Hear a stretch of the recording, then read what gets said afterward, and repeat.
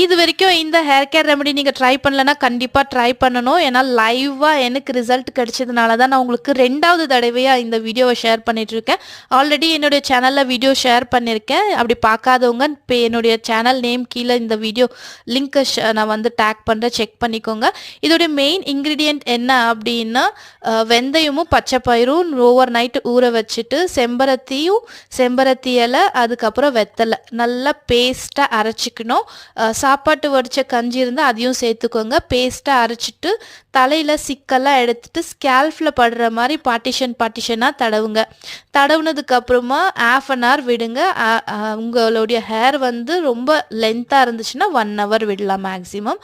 அதுக்கப்புறம் நல்ல வார்ம் வாட்டரில் வாஷ் பண்ணுங்கள். ஷாம்பு ஷியக்காய் எதுவுமே சேர்க்க வேண்டாம். குளிச்சதுக்கப்புறம் கொஞ்சம் டஸ்டியாக இருக்கும், அது வந்து நீங்கள் கவலையே படாதீங்க. ட்ரை ஆனதுக்கப்புறம் உதிர்ந்துடும். பட் ரிசல்ட் மட்டும் ரொம்ப அமேசிங்காக இருக்குங்க.